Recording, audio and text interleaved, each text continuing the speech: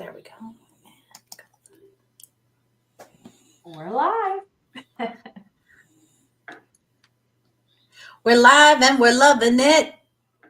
Live wires. Hi, everybody. Welcome to the Trust Your Gut podcast. I am Hannah Ruhamah. Here is your lovely hostess to talk about all things about gut health, microbiome, intuition, fermented foods, and everything. And today we have a really lovely guest with us, Helen Armstrong from the Divine Health Alliance. Hi, Helen. Hey, it's great to be here. Yes, we're so excited to have you here. You have quite a story. You, like a lot of people, started your journey in corporate America, a place that is changing rapidly. So rather than me tell your story, how about you share with us how you went from corporate America to your own healing journey? Yeah, absolutely. And I think it is one of those pain to passion stories. So try and make a long story short, I actually was born into a British family. I was born in England and we moved to the States when I was 5, which is why I don't have an accent anymore. But it was a very structured, rigid environment. And it was, you do these things and you behave this way. And I was a really emotional child. And I think I look back at pictures like vibrant, joyful, the goofy one. And that was slowly just kind of shut down through my life.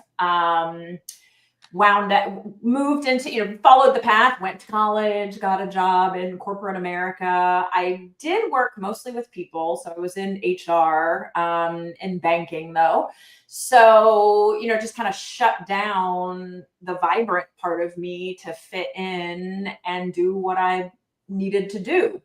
And coping mechanisms popped up in spades. And the gut stuff, sort of shutting my gut down. I had an eating disorder. I was hospitalized with an eating disorder as a child.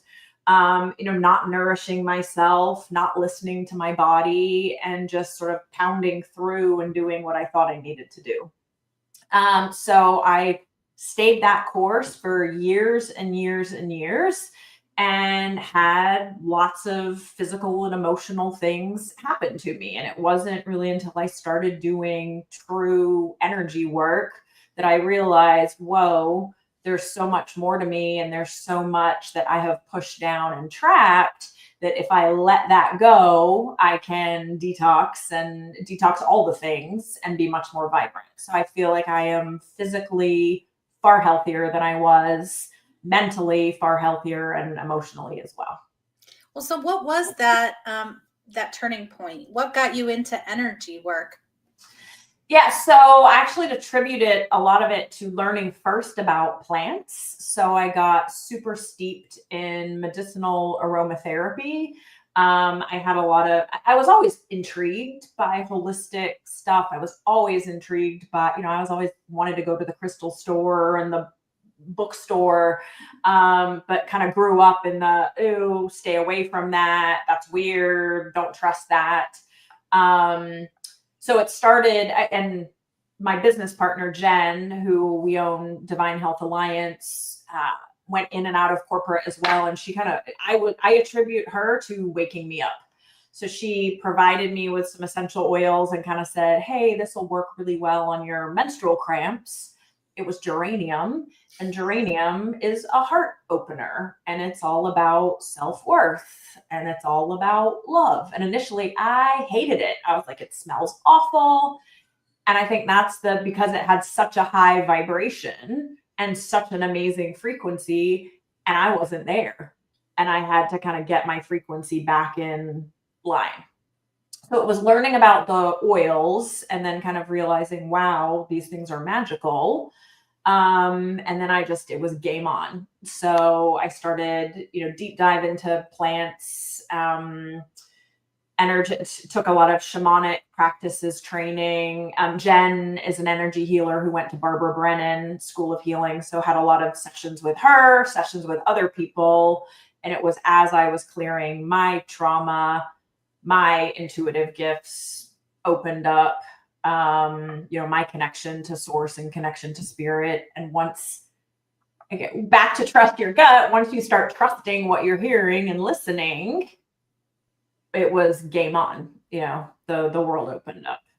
Well, what I love hearing in this story is starting so subtle, right? The plant essences, those essential oils, right? Oh, they smell nice, but you're right about the frequency. I experience it in many ways. And one of the things I share with people is as you raise your vibration, what happens is other people will shake out of your life. Yes. And that was happening too. Right? I don't know if you've ever seen this commercial, but it's like to get rid of pests and you plug it in and there's like this frequency that we can't hear, but they can hear and they all scritter. Yep. And I feel like that's what happens when we start to raise our vibration is it really agitates other people around us who maybe are still in their shadow phase. Because the reality is we're in touch with source, we're in touch with our divine gifts at all times. The question is, are we listening? Are we paying attention? How much space are we allowing for them to flow through us instead of, like you were talking about, blocking them, shutting them down, pressing them? So I love that that was this subtle way in for you to start opening up. And, an eating disorder is no small thing, and to be hospitalized, and that must have been a very intense experience to have to go through. So, how have you contextualized that, or how have you made sense of that now that you're in this different place? Yeah, that's a really good question. And I would say it kind of had two phases. So when I was really young, I was anorexic. And so I felt like it was the only control I had in my life was what I was putting in my mouth or not putting in my mouth, because I lived in a very controlled environment. I didn't really want to grow up. So there was a little bit of sort of that Peter Pan syndrome of if I could, because I think I was 12. So back then, in the 80s, that was young. Now unfortunately, lots of girls that age, but I was pretty young. And I think I was like, oh, I don't want to grow up. I don't want the responsibility. But I found it started to morph. And then it kind of morphed into the binging. I would binge and exercise obsessively and that was the shame, right? I'm stuffing the emotions down because it's self-soothing and then beating myself up by the incessant exercising. And then it just became binge, what now is, I think, defined as binge eating disorder, where it was just, I'm just stuffing the emotions and the feelings down. And what I now know is I'm a massive empath. So not only was I trying to control everything, I was also overwhelmed with absorbing everybody else's feelings around me. And so it was a way to self-soothe. And what I talk to people about is these are all coping mechanisms that help initially, right? I mean, it served a purpose, but then it got out of control where it was defining my life. I didn't want to go out. I didn't want to see people. I didn't want to do things because I was too embarrassed about what I looked like or what I felt like. And it's a journey, right? I mean, it still rears its head. And then I have to go, okay, what am I doing this for? And then sometimes I say, okay, go ahead, right? Like, go ahead. Feast and famine. I mean, that's how humans were designed anyway. So on a certain level, you're tapping into an aspect that's normal for humanity. And like you said, you're using it in a context that isn't exactly what it's supposed to be there for. Yeah. And, but what I love you saying is that, these were all coping mechanisms that did have a value at that moment. And it was when they were, when we didn't have a healthy boundary around it, that it got out of control. So now as an empath, so first of all, if you'll share with us what that means to you, and then how do you then manage, instead of going to those old coping mechanisms, what do you use now to deal with those energies and emotions around you? Yeah. So one, recognizing that I'm an empath, just reading about that, discovering that, I think Judith Orloff's book, she's sort of an expert in that field. I was like, oh my gosh, this is me. And just recognizing like, oh, I walk into a room And if somebody's anxious or somebody's upset, all of a sudden I feel it, and I feel it in my stomach and in my gut. And so recognizing that, I now, I'm very connected to my intuition and can just ask, is this mine? It's as simple as that. And I take the first pop that comes into my head. And more often than not, it's no, this isn't yours. Happens to me a lot driving to our healing center. A lot of mornings I'm like, oh, I feel like I'm going to throw up. And then I have to go, is this mine? And so now it's a gift of what's coming and what I get to deal with in the healing center. But really it was just recognizing that that's what it was. And I see so many people that are empaths that have no idea. And, they're using all kinds of coping mechanisms to numb these overwhelming feelings that they have because they don't know what they are or where they're coming from. Food, alcohol, work, sleep, just to, gotta keep doing something to numb or get these feelings out of my system. So what would you say to young Helen or anyone else who maybe is still experiencing that, doesn't totally understand that maybe they're an empath? What would be, a piece of advice or something you might share with them so that they could maybe start to catalyze that journey? To recognize. Yeah, I think one is checking your environment, right? Who is around you, what is going, and now it's even more difficult with social media because I even pick stuff up. You don't have to even physically be in a place with somebody, but just recognizing, am I opening myself up to other people's stuff? And again, using it can be as simple as just saying, is this mine or not? And listening to your higher self, who will answer and typically say, no, it isn't. And I think, now I know also how to clear my energy. So the way I describe, we have a lot of kids that come in and I kind of say, like, imagine you've got a backpack on and you've got your own rocks in your backpack, but you're picking up other people's rocks as well. And so at the end of the day, make sure you're unloading and clearing and taking those things off you. Or for adults, it's, how do you take an energetic shower and just recognize these things are not mine. And I've picked up all kinds of stuff throughout the day. That I think is great advice, because the reality is your inner voice is there. Your connection to source is there all the time. And it is just waiting for you to be like, recognize me. Hello, I'm here. I'm wanting to help you. So I think that's really great. Even that metaphor of the backpack, and like, there's so much relief just thinking about taking it off your own energy and other people's. And we know that trapped emotions can impact the gut. We know a lot of gut dysbiosis is actually emotional as well as physical. Yeah. So in terms of what kind of trapped emotions do you find can be stored in the gut, and how might that impact the microbiome? Great question. I use a practice called the emotion code. I use lots of different modalities, but one of them is the emotion code. And that is literally, where do you have trapped emotions stuck in your gut?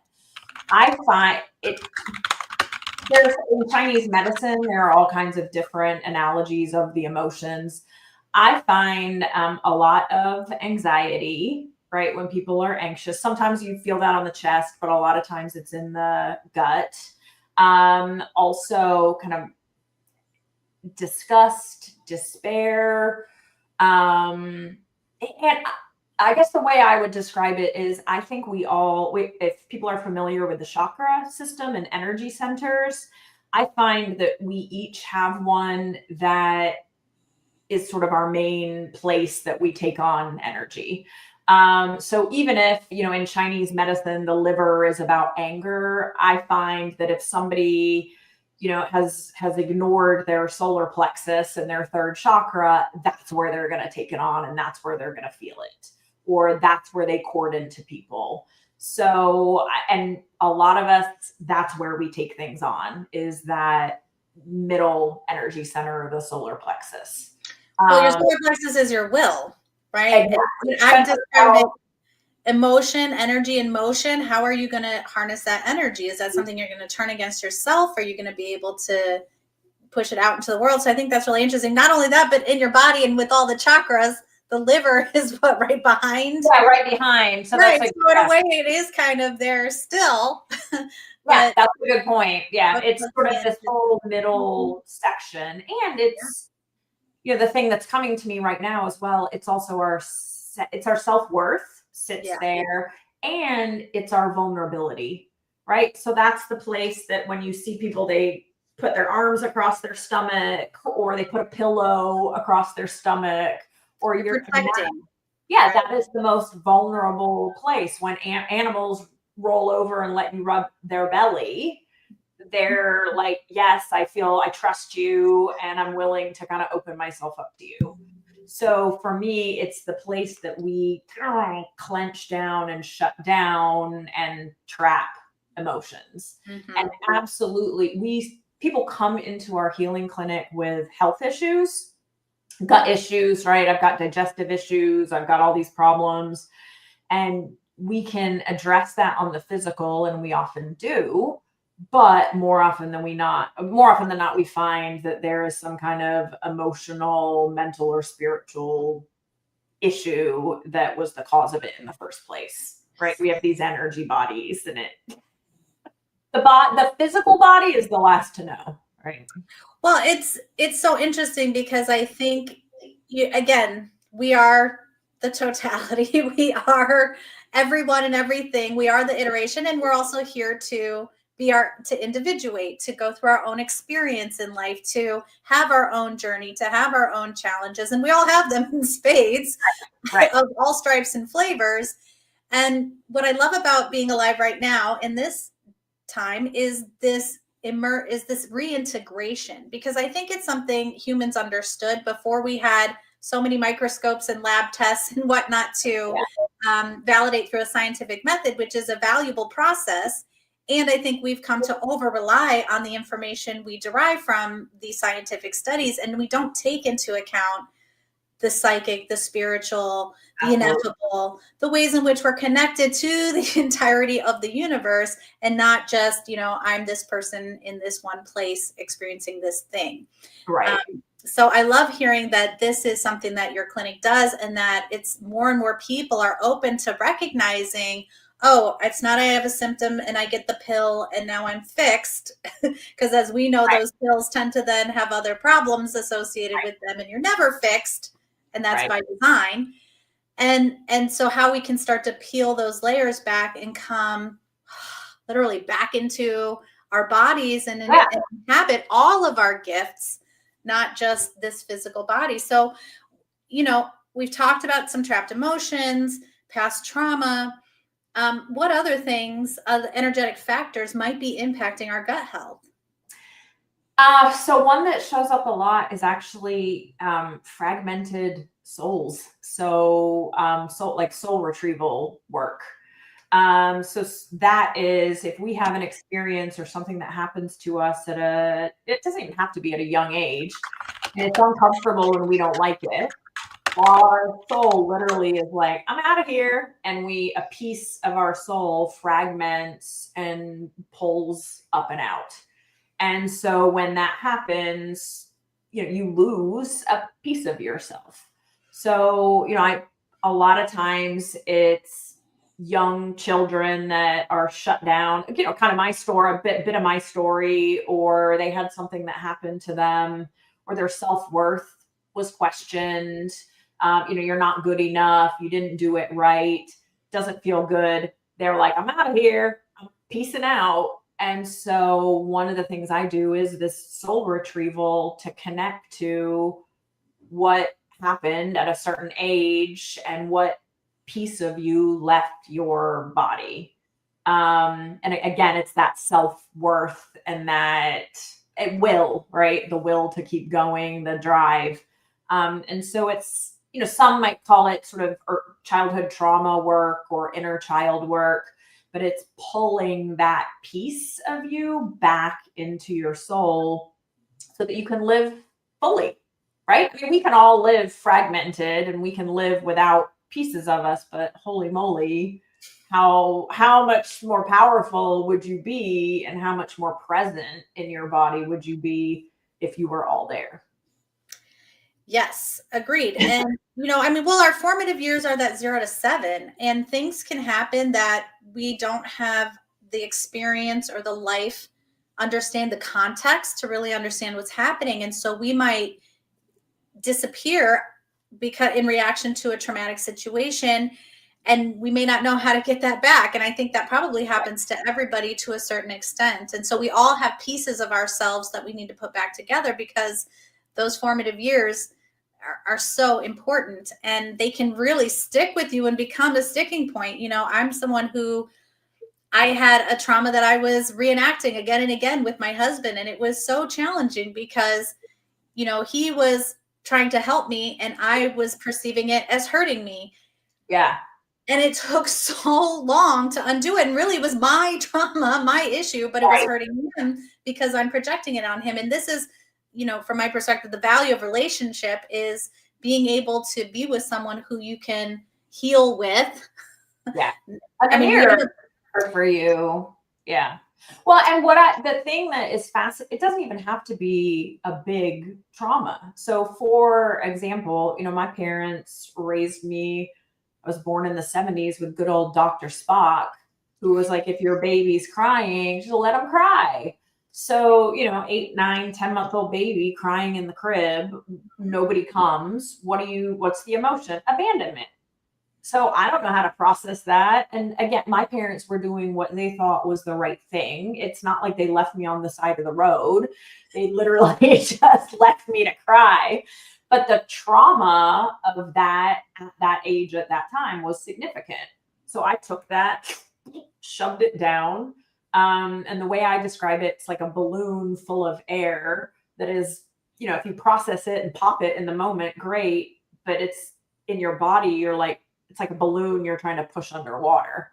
So it takes a lot of energy and a lot of effort in your subconscious to keep that. And to your point, it kind of bubbles up with, abandonment issues in life of, oh, someone's going to leave me, or I'm going to push you away before you can leave me, or gut issues.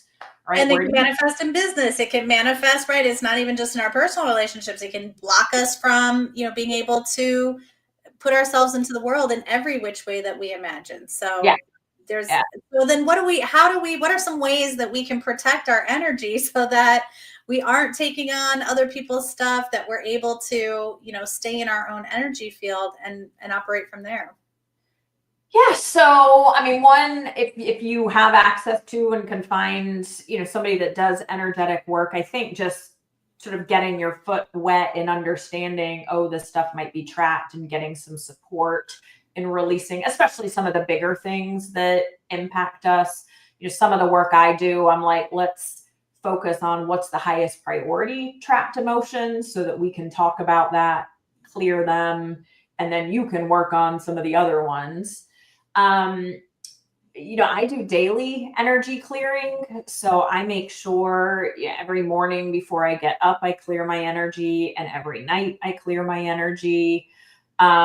We actually have an offering at Divine Health Alliance where we clear people's energy for them every day. We have sort of a container of where we do that work for people to just help keep their vibes high. I think it's just recognizing it. It's recognizing it that we are all emotional beings, and having and feeling these emotions are part of what we came here to do, right? Humans are one of the only species that feel and process and, unfortunately, trap emotions. I have a dog sitting under my feet right now. When he gets stressed out, he'll shake it off and keep going. So it's just recognizing having the emotion is okay. It doesn't define you as a person. I find I work with a lot of women that have a lot of anger and rage, but they're like, oh, I can't be angry. That's not appropriate, or there's no outlet for that. And I have to tell them, this doesn't make you an angry person. It just means something happened to you that made you angry that you never processed. And now you're spending all this energy pushing that down and shoving it down. What if you just felt the emotion, get in your car, crank up the radio and scream, right? Or find a pillow, scream into it, get a tennis racket in the garage with a pillow, and just move the energy out, right? And we all have access to do those things and to feel that emotion, to process it, move it out so that you can use your energy and your healing abilities on other things. Well, and I think at Divine Health Alliance, you have a free energy clearing, like PDF or something. So where would people be able to find that? Yeah, well, we actually have a free energy clearing session coming up. I'm not sure when this is going to go live, but we've been doing those monthly. So if you go to our website, which is divinehealthalliance.com, those free energy clearings are available. And then I don't know if in the show notes, there is an energy clearing guide that I have that we can absolutely make available to people. And then you can follow us on Instagram. Instagram is probably the place where we post the most stuff, but our goal is to help make this work practical for people so that you can be in the world of energy and healing and source and connected to divine, but also live in a practical, grounded world and do the things you have to do every day. Because we have to do that anyways. But yeah. Well, and so these are some really great ways that people can tap in. They can clear their energy. They can start taking back control of where their energy is flowing. And, you know, this has been, I think, so helpful because so often we just assume there's a physical and don't take into account the spiritual. And this sort of blends it all together with Divine Health Alliance. And so what other types of services do you offer there? So we have Jen does what we're calling holistic health assessments. So we use muscle testing to tap into somebody's innate wisdom and knowledge. So for I don't know if people know what muscle testing is, but it's literally we know in our core, but we only use 10% of our brains every day. So it's an opportunity or a way for us to tap into that 90% that's running on, you know, sort of muscle memory.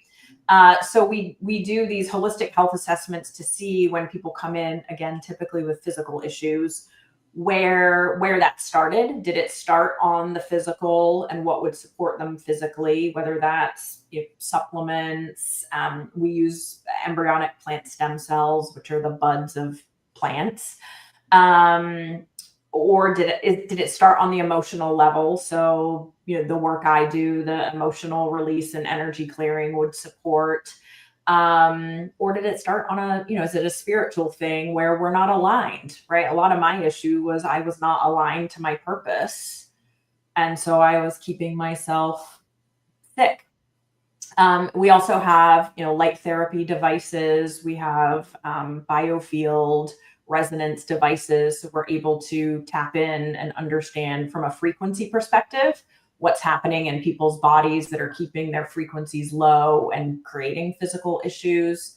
But we do a lot of work both in person and remotely. And most of this, the light therapy device is the only thing we can't do remotely because you physically have to be in person. But otherwise it's all energy, right? It's all energy, and we can tap into that wherever we are. Well, that all sounds lovely and amazing. I have a gong that I like to play, and that helps with my energy. I like to dance, I sing, get outside, get barefoot. I mean, there's so many ways that we can simply, doesn't have to cost a lot of money, but we can start somewhere. But what I really love about what you're offering here is that support, that structure, because it can feel overwhelming if you're totally new to it and not sure where to go. And sometimes you do an aspect of the healing, but then you get to a big block or something that is more than you can deal with on your own. And so having a support network and people who can help you through that process is incredibly valuable. So I love these services that you're offering. And the fact that they're virtual means that anyone, anywhere can literally plug in and take advantage of them and see a benefit and difference in their lives. Well, what an amazing transformation, Helen. If you had any last words of wisdom or advice that you would want to share with anyone, please let us hear them now. Yeah, I think it's feel the emotions, process the emotions, and step into your true vibrant blueprint, right? I mean, we were all divinely created. And I think the more we try and push down and resist who we truly are, it's another balloon analogy. It's like squeezing the balloon. It's going to pop up somewhere else or in a way that you don't want it to pop up. So the more we can just tap into our innate wisdom, our own innate knowledge, and we have the ability to change the energy in our lives. We can manifest amazing things. We can, to your point, if we raise our vibration, we start attracting people at that vibration and things fall away. So really just there's so much opportunity once you step into this work, and it doesn't have to be complicated, right? You don't have to be like, oh, I don't know where to start. Like, it can be practical and easy, like putting your feet in the dirt and playing the gong or a sound bowl, or listening to Hertz frequency music. Yes, which is all over the YouTube and everywhere. So many of these modalities are just easy to access. I do think people like having that guidance, and that's what's so great about the Alliance. So thanks so much for joining us today, Helen. We really appreciated all the information and wisdom you had to share, and I hope people will take advantage of these free energy clearings. I'm going to check it out. And Awesome. yeah, we'll let people know in the show notes how they can get access to that. So thank you so much for being here. Really appreciate it. You're so welcome. Thank you.